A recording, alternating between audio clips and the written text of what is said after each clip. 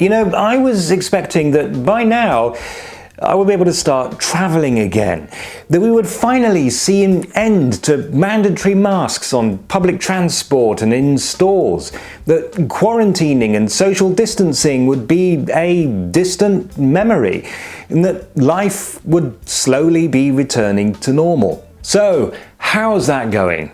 Well, let me just show you the infection rates for Germany over the last 2 years. With the vaccination program, the thing that I wasn't expecting was that this year would end like this, with the country's highest infection rates ever. In case you're thinking that this proves that the vaccine doesn't work, the figures very clearly show that infection rates are much, much higher among those who have not been vaccinated. That's why this is being called the pandemic of the unvaccinated. For a number of reasons, there is some uncertainty as to just how many people in Germany remain unvaccinated, but it's somewhere between about 20 and 30%. It seems that this is not a small enough number to slow the spread of the virus. It's tempting at this point to say, why should we care? Let the unvaccinated infect each other. It's their own fault. There are two problems with this approach. First, the hospitals are filling up with COVID patients again, and this affects all of us. It puts hospitals and healthcare workers under strain, and it might even mean that we can't always get treatment for things that are not related to the pandemic. For example, somebody might need heart surgery followed by intensive care, but that can't happen if there are no intensive care units available. Second, even if you are fully vaccinated, your risk of being infected is not zero. It's greatly reduced, but there is still a chance that you can become sick. And if you happen to be immunocompromised, the vaccine might not protect you at all. And as much as I deeply resent being effectively held hostage by conspiracy theorists, I do not want to be part of a chain of events that ends in somebody's death. Even though I am fully vaccinated, there is still a chance that I could pass on an infection. Oh, what can be done about this? Well, Austria recently had an interesting experience when it mandated that restaurants could only serve those who'd either been vaccinated or could prove that they had recovered from an infection. All of a sudden, an awful lot of people signed up for the vaccine. Hashtag Schnitzelpanik. Could Germany do something like this? Well, we've just had an election and the new government isn't in place yet. That process is expected to take another couple of weeks.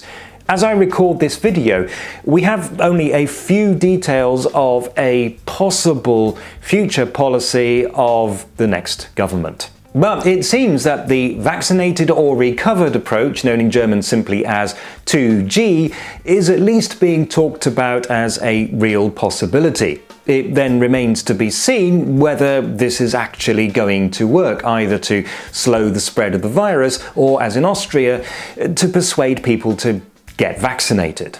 A case in point. At the end of October there was a concert not very far from where I live, which was strictly 2G, and yet later at least 15 performers and 3 audience members tested positive.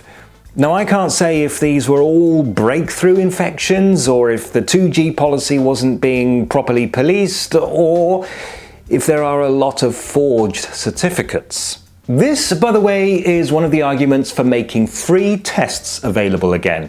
The end of free testing was greeted on the grounds that if you're not vaccinated by now, you should pay for your own damn tests.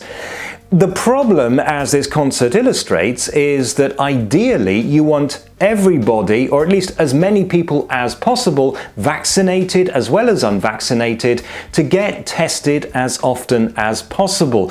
And if you make them pay for that testing, that's just going to put an extra barrier in everybody's way. Now, I realize this is a lot of doom and gloom, and I really don't want to end on a negative note. So let me just say that I remain very optimistic that we will get things back to normal, and soon.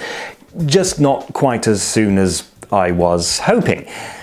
The Spanish flu pandemic a century ago lasted about 2 years and also came in 4 waves. And, well, we recovered from that. So, yeah, this is all very frustrating, but I know that I will travel again. I have lots of great ideas for future videos and I can't wait to try them out. Mind you, with winter closing in, maybe I am better off just sitting here talking to you like this. But first, a blooper. Now, it remains to be seen whether this will actually work, either to spread the slow of the virus.